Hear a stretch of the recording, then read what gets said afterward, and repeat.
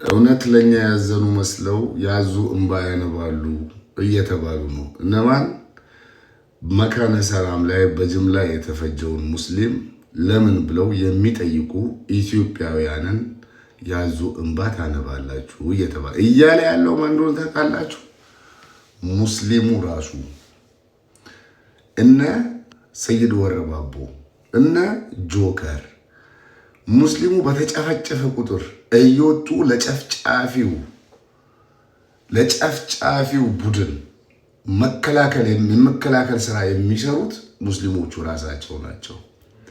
ሰው በእምነቱ ምክንያት መጠቃት የለበትም ብሎ የሚናገርን በአጠቃላይ ያዙ እንባ ታነባለህ ይባላል። 1 ልትበጠብጡን ነው ይባላል። 2 በሃይማኖት ልትከፋፍሉን ነው ይባላል። 3 እኔ ክስተቱ ከተከሰተበት ሰዓት ጀምሮ እስከ ዛሬ ድረስ ምንም ያላልኩት ግራ ገብቶኝ ነው።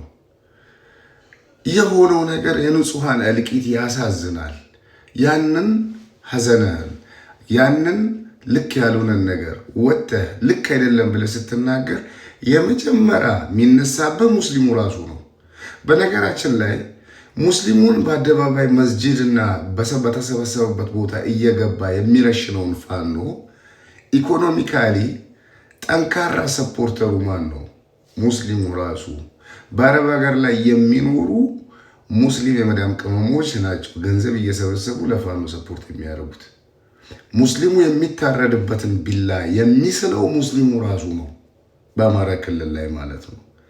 አሁን እኔ እያልኩ ያለሁት በእምነት ምክንያት ለይቱ ገለህ ስታበቃ በሃይማኖት ልትበጠብጡን ነው ልትለያዩን ነው አትበል። ምክንያቱን ፈጥረኸው ስታበቃ በእምነት ለይተህ ስትገድል ካየ ሰው የሃይማኖት ልዩነትን አንስቶ ማውራቱ አይቀርም። ምክንያቱን ፈጥረኸዋል። በሃይማኖት ለይተህ ሙስሊሞች በተሰበሰቡበት ቦታ ፈጅተሃቸዋል። ፈጅተህ በአደባባይ አሳይተሃል። ገብቶሃል? ይህን ካደረግክ በኋላ በዚህ ጉዳይ ላይ ሰዎች ሲናገሩ አይ አማራነትን በሃይማኖት ልትበጠብጡት ነው ብለህ ሰዎች በሰብአዊነት ተነሳስተው ለሰብአዊነት ተቆርቁረው ሲናገሩ በሃይማኖት ልትበጠብጠን ነው አትበል። በጣም ያሳዝናል። አሁንም ነግራችኋለሁ፣ ለሙስሊሞች እልቀት ተጠያቂዎቹ የአማራ ክልል ሙስሊሞች ራሳቸው ናቸው።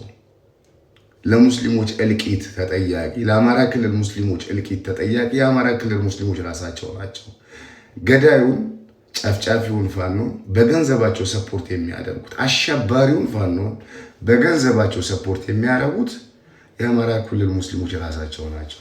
በአረብ ሀገር ላይ የሚኖሩ ሙስሊም እህት ወንድሞቻችን በነ ጆከር ተመርተው በነ ሰይድ ወረባቦ ተመርተው ገንዘብ እያሰባሰቡ ለገዳዩ ቡድን ይልካሉ። ታዲያ ምን ብለን አሁን እናውግዝ? ግራ የሚገባ ነገር እኮ ነው። ለማንኛውም በመጨረሻ የምለው ለሟቾች አላህ ጀነት ይወፍቃቸው፣ ለቆሰሉት ደግሞ ሽረትን አላህ ያዝገኝላቸው። ከዚህ ውጭ ምንም ማለትም አይቻልም።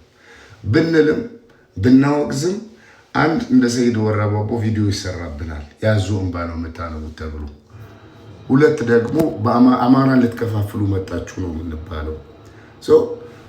የሆነውን ነገር እያየው ዝም ያልኩበት ትልቁ ምክንያት ይህን መባል ስለማልፈልግ በጣም ግራ ይገባል በጣም